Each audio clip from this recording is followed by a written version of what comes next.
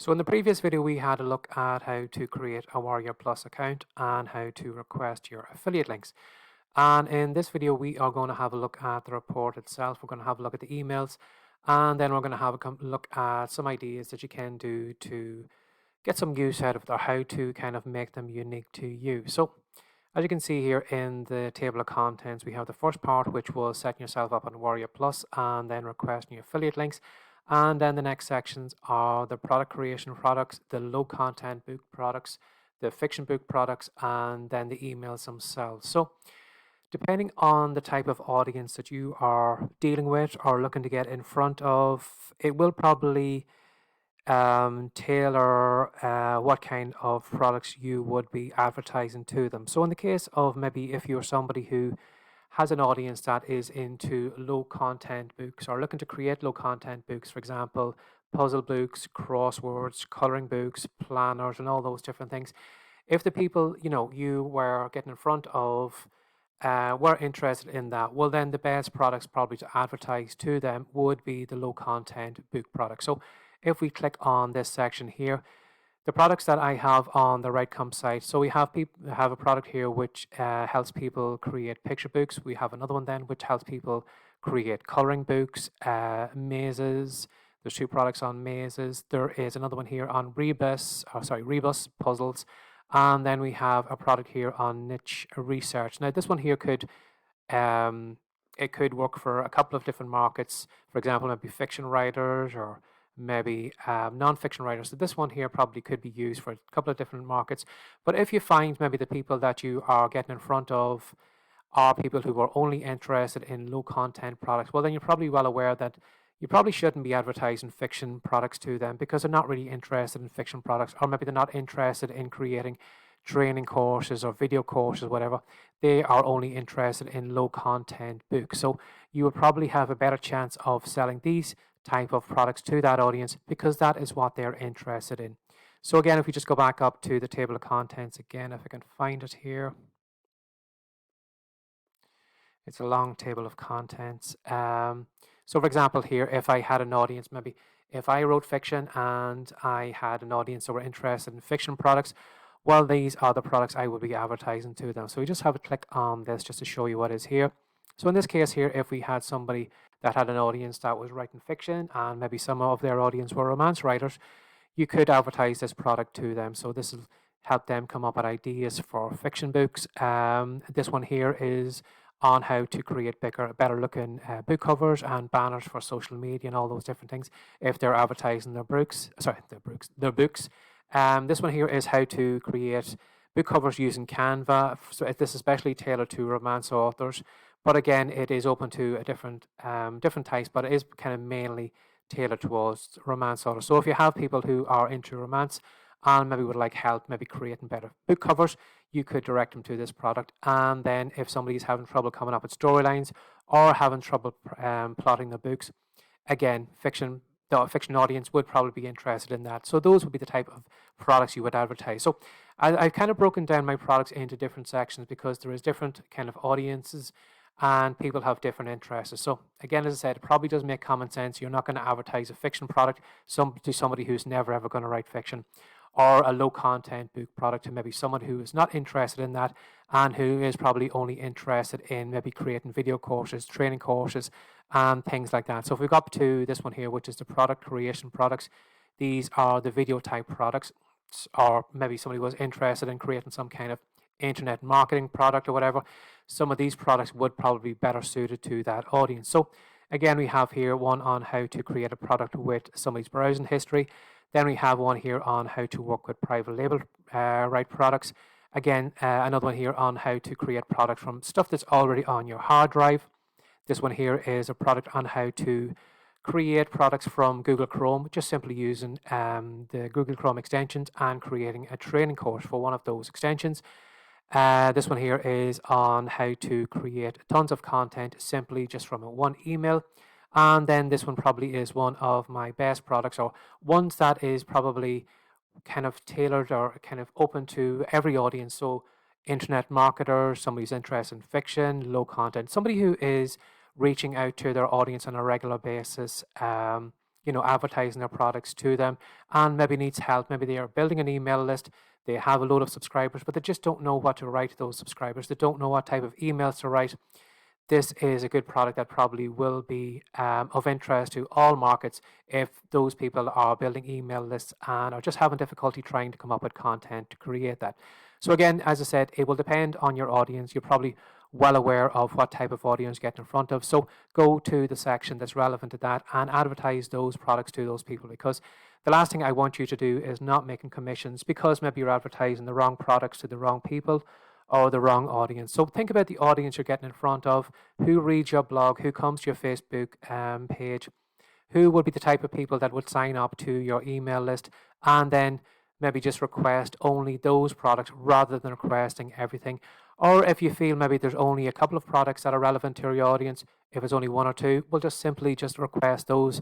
But if you'd like to request everything, you can, but probably, just kind of target it down to the type of audience you get in front of so that they will be more inclined to buy that product when they do get to the sales letter. So if we go back to the table of contents again, we come down to copy and paste emails. Now, from this section onwards, this is all the emails I have written in the past. And if we just have a look at, for example, this one here, how good are you at what you do? If I click on that, it'll take me directly to this email. So in this case here, we have this was actually the email subject line I'd used. Now, if you want to, you can use it as it is, or maybe if you read through this email, this little article here, you might find something maybe that you would find maybe might be more relevant, or that might entice maybe your audience to open this email or get them to stop mid-scroll on a Facebook post or page or whatever. So, you don't have to use these. If you'd like to use your own subject lines or titles, feel free to do that. Play around with them. Now, as you can see here, when we do get into the start of it, I have this here, hi first name. Now, the reason I have that on all the emails is this would be for somebody who is putting this content into an autoresponder. So, for example, maybe if somebody had an Aweber account or a MailChimp account or some kind of autoresponder, you usually would find that when you do type an email to send off to your list, sometimes Aweber or MailChimp will ask you, would you like to personalize that? And it usually Aweber or MailChimp simply has a little bit of code that's usually between two brackets. And when you put that at the start of the email, when you send that off, for example, if this was set up and set into me, it would probably say hi, and then it would put in Barry. So it would say, hi Barry, can I ask, does anyone know how good you are? So if you are working with an autoresponder that has a little bit of code or anything like that, this would be what you would change. Now, again, I just simply put this in as a little bit of a holder, but you can change it to whatever the typical code is for your type of autoresponder. Or if you aren't maybe collecting first names or whatever, you can simply just leave it as hi, do a little bit of a comma, and then go into the content and just delete off this. Or if you are maybe using this content as a Facebook post, you don't really need to use that at all. Just simply just copy from here all the way down to the bottom of it.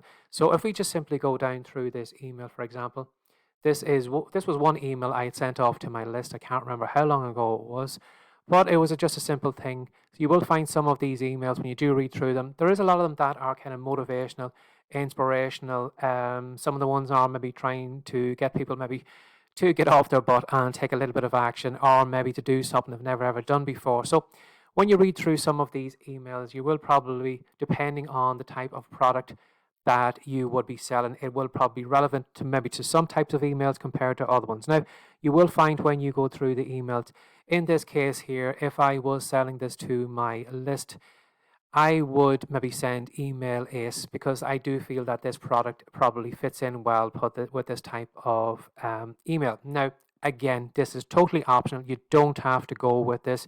You can put whatever links you want to in this section here. So, for example, depending on your audience, low content, fiction, whatever, you're probably well aware when you do read through this email, you're probably thinking to yourself, what product would fit in nicely with that? What would, my audience be interested in? And if you do find maybe that they're not interested in email is, if they're interested in maybe a low content book course, well then put that one in there. Now, again, as you see here, I have this simple place setting as well here. So if you were putting this in here, of course, you wouldn't put affiliate link, email ace or whatever here. If you have a look at this link here, if you do click on that, will send you over to the email is product, and then this will be the link where people can request to sign up as an affiliate. So when you do get this report, if you do click on this link, it will be directly to the email AS page, and you will find probably that little blue button saying request your affiliate link. I've talked about that in the previous video. Just in case you're not too sure, maybe go back to the previous video. I'll probably explain it more. But this wouldn't be the link that you would be putting at the bottom of your email.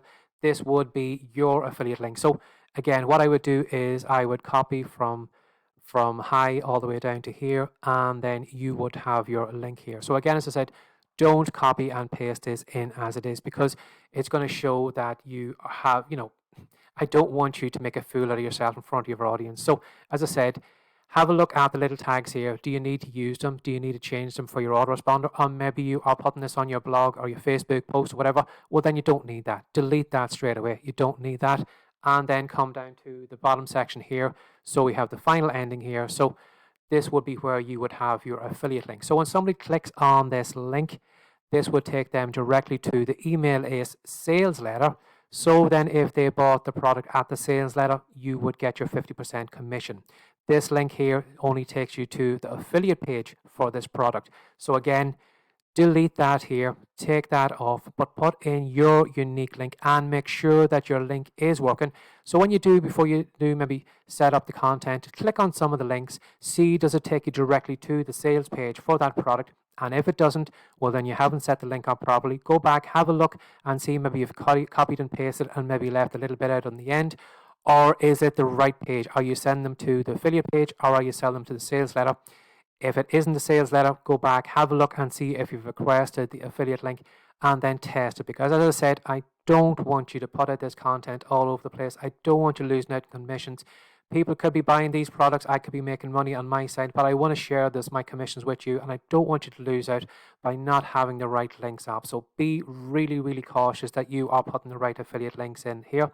And again, too, when it comes to the end of the content, if this was an email, you would have maybe your name, maybe your email address, and maybe your website, whatever details you would have typically at the end of your email, you would have that. So again, too, don't post that content with the little tag on the bottom.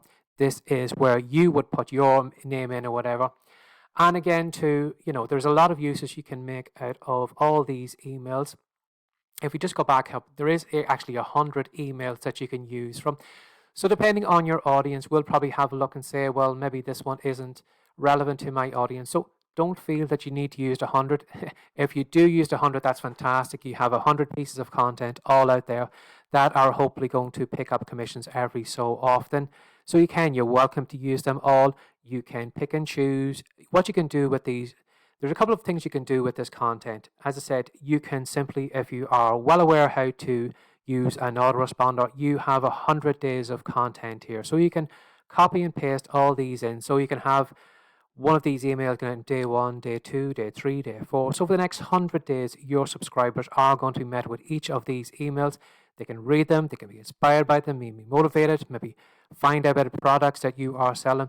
So you have 100 chances to sell some product to that. Now you will find maybe some people will join your email list and maybe never ever buy products. You're going to find people who are just constantly freebie seekers, who are never going to open the wallet, are never going to buy products. And then you're going to find another part of your audience that is going to buy everything you buy, everything you advertise, and then you're going to have people who fall in the middle. So depending on your type of audience, if the products you are advertising to them are relevant to what they are interested in, you're probably going to stand a better chance of selling to them. So again, think of the people you are getting in front of.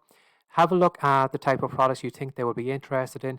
Again, have a look at the emails. Do you need to use the tags? If you don't, delete them or update them. And then make sure the link at the bottom of the content is taking that person directly to a sales letter and not taking them directly to the affiliate sign up page. I don't want them send them to the wrong pages. And again, to the content, what can you do with it? Well, as I said, you've got 100 pages of content. You can use those as 100 pieces for emails. So your subscribers are met with 100 pieces of content over the next 100 days. Or if you want to, you can copy and paste this into your blog. So if you have maybe some type of WordPress blog, or if you have some type of blog, you could have 100 pieces of content. So over the next 100 days, if you wanted to do every piece every day, you could post one of those pieces. But again, too, when you do put it on your blog, make sure the final piece has the affiliate link. So when somebody clicks on it, you will get paid if they do buy that product.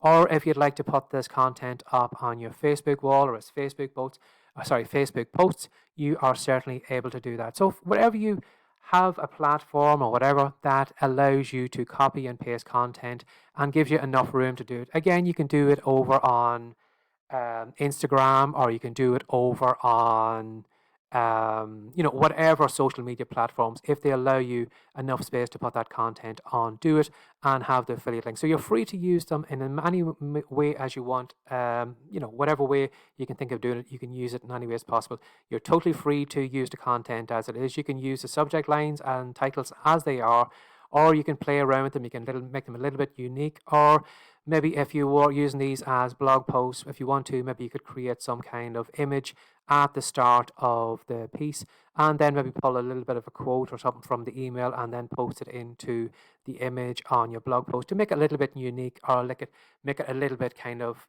unique to you. So maybe, you if you want to make your content look a little bit different from everybody else's, or if you'd like to maybe pull a couple of these emails together, make a short report or a booklet or whatever, feel free to do that. Now, don't please go and use these on the Amazon Kindle store or one of those self-publishing platforms, because I don't want you to have your account closed down because somebody else maybe has already done that. So try and keep it off those platforms, but certainly use them on Twitter, Facebook, LinkedIn, Instagram, whatever. Feel free to use them in all those platforms. But just kind of stay away from, the Kindle store and place like that. I don't want you to put the content up there because, if that does happen, I don't want people, Kindle closing down your account because you're using content that other people are using or getting you into any bother at all. Stay away from that. So again, emails, social media platforms, post it all there. If you want to pull some of the content together as free reports, if you want to use maybe some of it as a lead magnet or whatever, you're certainly entitled to do that to get people to join your email list. But again, too, if you're using these as lead magnets, be sure to use your affiliate links. Have the links in the report. So in case if somebody never ever reads any more of your content, they have their report, there's working links in it, and you may make sales. And again, to, feel free to do whatever you want. You're probably well aware when you do read content, you say to yourself, well, that would sound good as a Facebook post, that would sound good in an email or whatever. Feel free to use them in as many places as you can. But again, as I said, stay away from the Kindle store or any of the social media, self-publishing platforms. I don't want you to get into any bother with any of those. So feel free to use them as it is. Have a look at the type of audience you're trying to get in front of. What type of products would they be interested in? Have a look at the titles of the emails. Maybe you might come up with an even better one and even catch your title that might get people to open it or stop mid-scroll on a Facebook page or whatever. Again, have a look at the tags. Do you need to change them? Do you need to take them off altogether? And then the bottom of each piece, have a look. Get rid of that affiliate link here message. I don't want you putting that on and making a fool of yourself. Get rid of that. Put your affiliate link in, but make sure it goes to a sales letter rather than an affiliate sign-up page. And then have your little name at the bottom if you want to do that. Now, some people will probably feel maybe a little bit hesitant maybe to use this content because they haven't wrote it. So they're going to say to yourself, well, if I do put this content onto my blog, it's not going to read like the typical content I put up. My content is different than that. And if I do put that in front of my audience is going to know straight away. They're going to say, well, this isn't your content. This doesn't feel like your type of writing. If you do feel maybe that way, what you could do to get around it is maybe just put on a ghost name. Maybe say that you have signed up a recent ghostwriter who is helping you, or pick a pen name or whatever. Or if you want to use my name at the bottom of those emails, you're certainly entitled to do that. If you'd like to give me credit for it, I'll certainly take the credit for it. But again, if maybe that makes you feel a little bit uncomfortable that the content is different than what you're doing, pick a pen name, put my name on it, or put me down as a ghostwriter, or maybe put this down as a joint piece that was written by me and you, or whatever. If you'd like to put my name down, that's Barry J. McDonald. You're entitled to do that. Again, as I said, if you would feel more comfortable sharing sharing the writing duty, whatever, if you feel maybe that it's not the type of content you would write. Or again, if you want to maybe just edit the emails in some way. You have sometimes I have mentioned the odd word art or whatever. If you feel maybe that word is a little bit strong for your audience, you can change it to but, or you can change maybe some of the things. Feel free to edit the emails in any way. If you'd like to maybe put more of your spin on it, maybe more of your voice on it, yeah, certainly do that. That's no problem. I want you to just have 100 pieces of content that you can work with. Use them as it is or use them as a springboard. But basically, I want you to make affiliate commissions off this content. That's the reason I want you to. I'm trying to make it as easy as possible for you to set up, to automate, to have all this running in, in an autoresponder series that you don't need to touch. You can set it up once. You can have that running for the next couple of weeks, months, years. That is going to be ringing you commissions in on a bit every so often. That's going to be an autopilot. You don't need to touch it. But if you'd like to maybe do it as blog posts or whatever, but the only thing be in bear in mind that if it is as a Facebook post or a blog post, it's eventually going to get lost in your history. It's eventually going to be forgotten about. You're going to have to find some way that you can try to refresh and bring it up to the front of your content again so it's constantly coming up in front of your audience over and over and over again.